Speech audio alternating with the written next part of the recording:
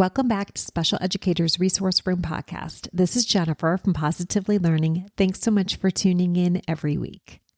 Today, I wanted to share a few stories.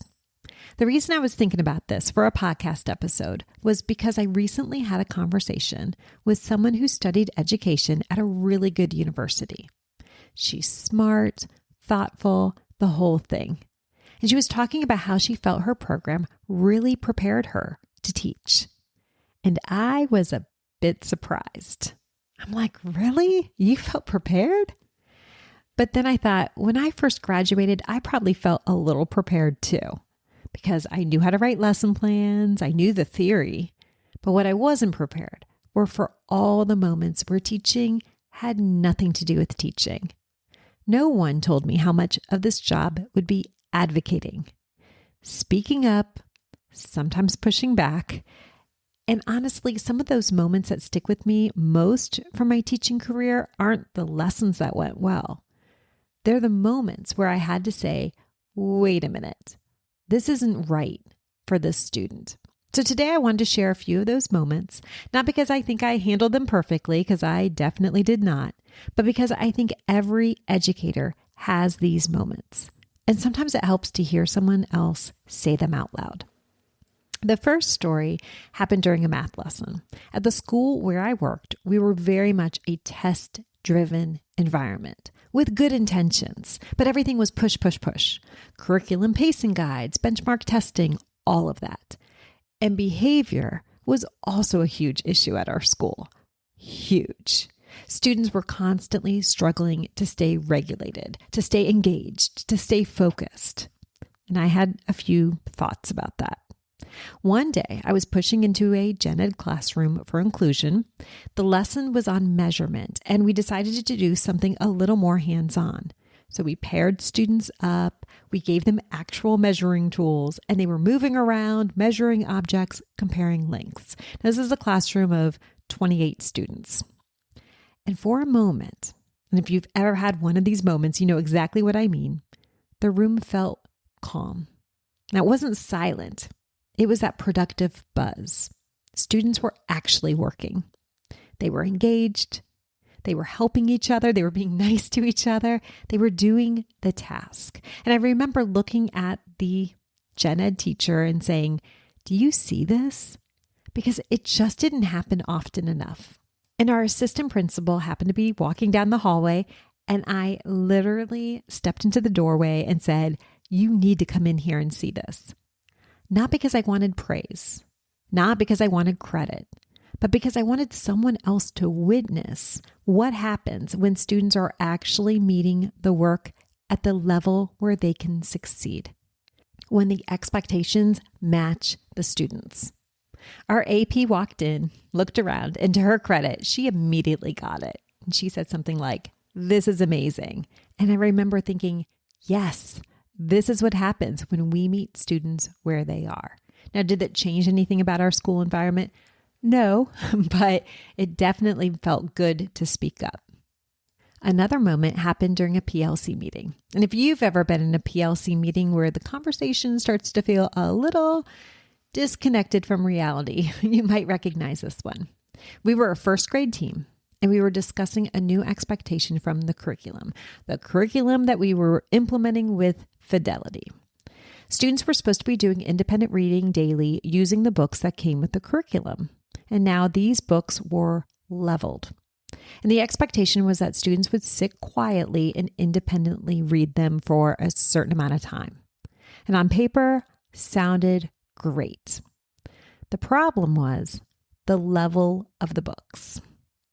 So this was a first grade classroom, and students I was supporting had IEP goals in early literacy, and many of these goals were identifying initial sounds or blending onset and rhyme. My students were not reading yet. They were learning to become readers. All right, so back to these books. I pushed back a little bit about using these books for independent reading for that length of time. I was unsuccessful with the pushback, and I don't think the facilitator appreciated me at all. But what are you going to do? So I sat there listening, and I decided to look up the level of these books. And it was level M, or whatever it corresponded to. I think it was late second grade or early third grade level. And I said it out loud and the room got quiet. Because sometimes when you say the thing out loud, everyone realizes how disconnected the expectation actually is. It wasn't that the curriculum was bad. And I definitely support independent reading.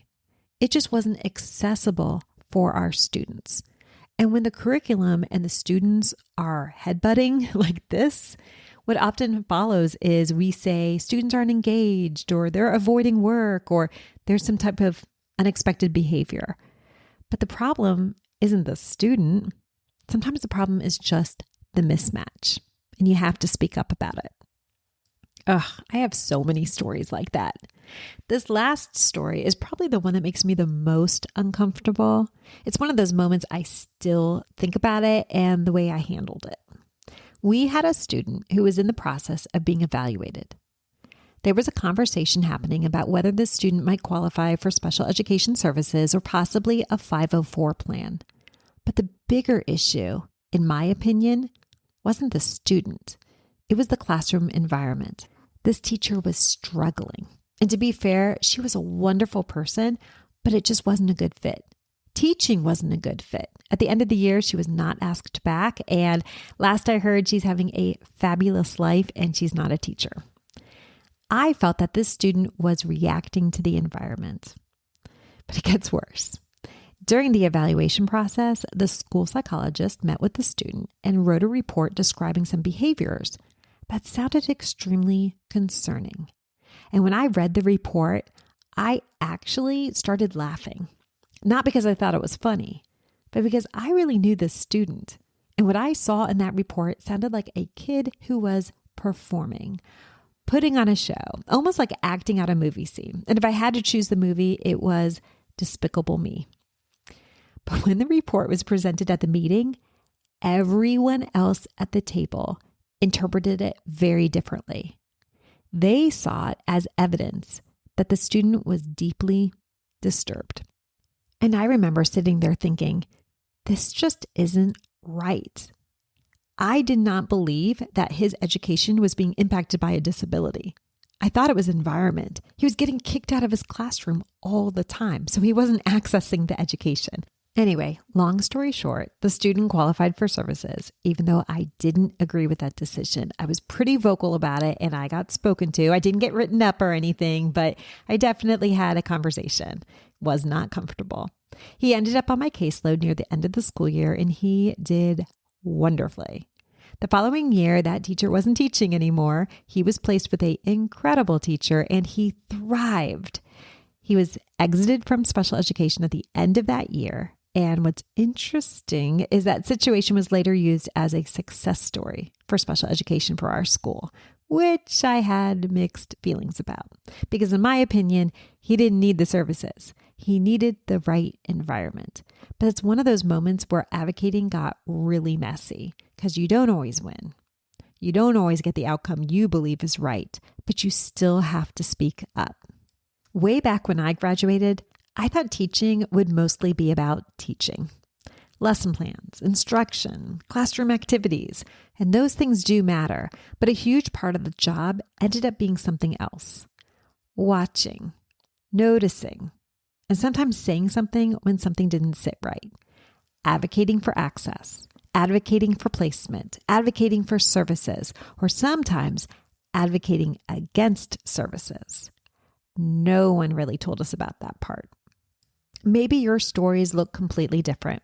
Maybe it was a placement decision, or maybe it was an IEP meeting, or maybe it was a curriculum expectation that didn't make sense for your students.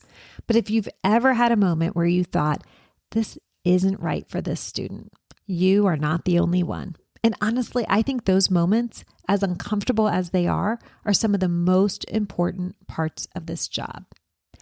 Thank you so much for tuning in and for listening to my stories today.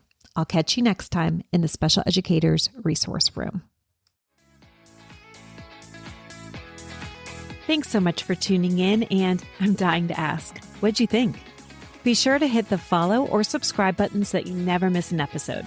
You can find the show notes and links for everything mentioned in this episode at positivelylearningblog.com. See you next week for more special education solutions.